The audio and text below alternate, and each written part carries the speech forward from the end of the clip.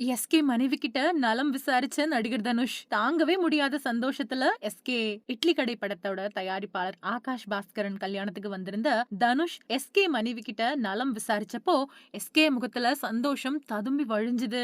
நானும் ரவுடிதான் படத்தோட இயக்குனர் கிட்ட உதவி இயக்குனரா இருந்தவர் தான் ஆகாஷ் பாஸ்கரன். இவர் இப்போ இட்லி கடை அப்படிங்கிற படத்தோட தயாரிப்பாளரா திகழ்றாரு. இவரோட கல்யாணத்துக்கு முதல்வர் ஸ்டாலின், துணை முதல்வர் உதயநிதி மாதிரியான திரை மற்றும் அரசியல் பிரமுகர்கள் நிறைய பேர் வந்து வாழ்த்தினாங்க.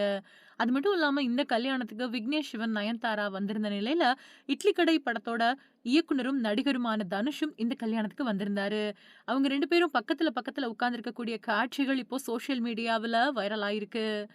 அந்த வகையில கல்யாண விழாவுல சிவகார்த்திகேயன் கலந்துக்கிட்ட நிலையில 2 பேரும் பேசிக்கொள்ள வாய்ப்பு இல்ல அப்படின்னு எதிர்பார்த்திருந்தவங்களுக்கு ஷாக் குடுக்கக்கூடிய விதத்துல தனுஷ் சிவகார்த்திகேயனோட பேசினது மட்டும் இல்லாம அவர் மனைவி கிட்டயும் நலம் விசாரிச்ச காட்சிகள் ரசிகர்கள ஆச்சரியத்துல தள்ளியிருக்கு.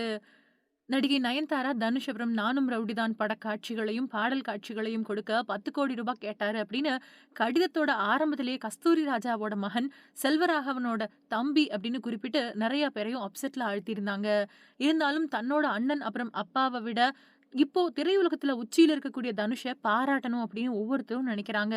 அந்த வகையில அமரன் பட ப்ரமோஷன் நிகழ்ச்சியில பேசும்போது நடிகர் தனுஷ் தனக்கு எதிர்நீச்சல் படத்துக்காக எழுதி கொடுத்த வரிகளை குறிப்பிட்டு நன்றி சொல்லியிருந்தாரு.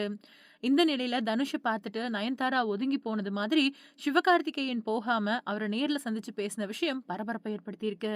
அது மட்டும் இல்லாம சிவகார்த்திகேயனோட பேசும்போது அவரோட மனைவி ஆர்த்திய பார்த்து வணக்கம் சொல்லிட்டு நலம் விசாரிச்சத போட்டோ எடுத்து சோசியல் மீடியா முழுக்க ட்ரெண்ட் ஆக்கிட்டாங்க. நடிகர் தனுஷ் பக்கத்துல கொஞ்சம் தள்ளி நடிகை நயன்தாரா கால் மேல கால் போட்டு செம்ம கெத்தா உட்கார்ந்து இருக்கக்கூடிய காட்சிகள் இணையத்துல தீயா பரவிட்டு வருது. அது மட்டும் இல்லாம நடிகர் தனுஷ் வாய்ப்பு கொடுக்கல அப்படின்னா விக்னேஷ் சிவன் அப்படிங்கிற ஒருத்தர் இயக்குனராவே இருந்திருக்க மாட்டாரு. அது மட்டும் இல்லாம நயன்தாரா கிடைச்சிருக்கவே மாட்டாங்க அப்படிங்கிற விஷயங்கள் ரசிகர்கள் இப்போ தொடர்ந்து பதிவிட்டு வராங்க.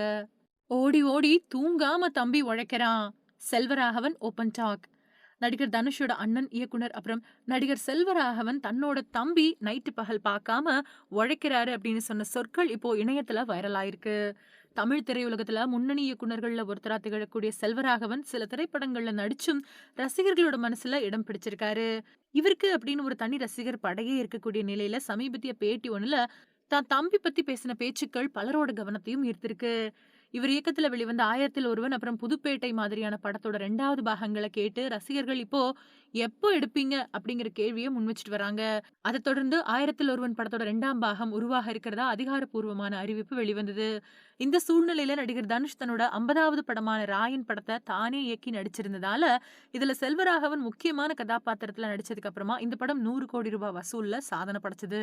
இப்போ செல்வராகவன் கொடுத்த சமீபத்திய பேட்டியில தனுஷ் பத்தி சுவாரஸ்யமான கேள்வியை எழுப்பினதுக்கு அதே சுவாரஸ்யம் குறையாம அவரு பதில் கொடுத்திருக்காரு.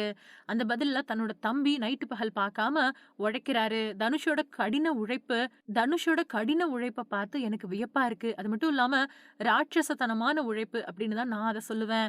இப்படி இயக்குனர் செல்வராகவன் சொன்ன விஷயம் இப்போ ரசிகர்கள் மத்தியில வேகமா பரவி இருக்கு. எல்லாரையும் ஆச்சரியத்திலயும் தள்ளி இருக்கு. இதுக்கப்புறமா இந்த விஷயத்த தெரிஞ்சுக்கிட்ட ரசிகர்கள் எல்லாருமே விஷயம் தெரியாதவங்களுக்கும் நண்பர்களுக்கும் இந்த விஷயத்த ஷேர் பண்ணி இணையத்துல அதிக அளவு படிக்கப்படக்கூடிய விஷயங்கள்ல ஒண்ணா மாத்திட்டாங்க.